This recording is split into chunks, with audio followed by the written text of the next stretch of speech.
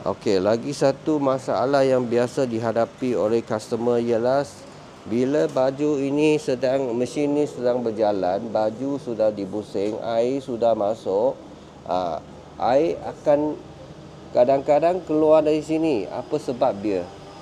Air keluar dari sini bukan ini mesin bocor.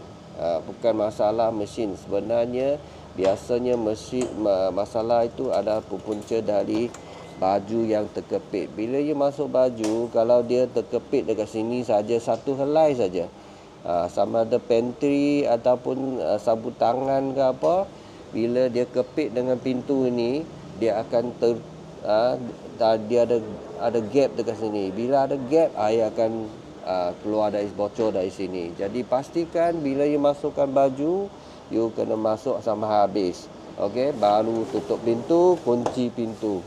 Okey, itu cara yang betul. Kalau misalnya you ada masalah itu, kalau dia air keluar macam tu, macam mana nak buat?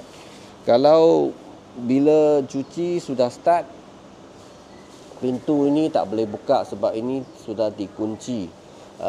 Kalau you betul-betul nak keluarkan baju juga, nak berhentikan ini supaya yang baju terkepit itu dimasukkan betul-betul, you hanya ada satu cara saja, ialah tutupkan switch ni.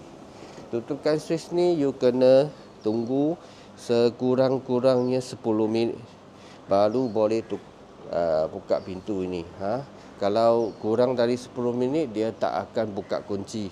Okey, kena pastikan you tutup switch di atas, tunggu sekurang-kurangnya 10 minit, jangan on ini, jangan on switch tu. Pastikan you boleh buka pintu, baru on balik. Okey.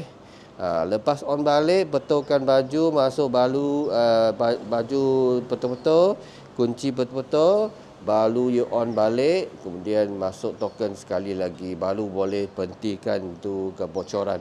Kalau tidak, kebocoran akan terus jadi walaupun mungkin dia bukan banyak. Kalau dia banyak pun, you rasa okey saja sebab dia bocor sikit saja daripada jumlah air yang lebih di dalam. Jadi tak jadi masalah. Masalah dia lantai akan jadi basah lah. Tapi itu bukan masalah yang hebat, yang teruk sangat lah.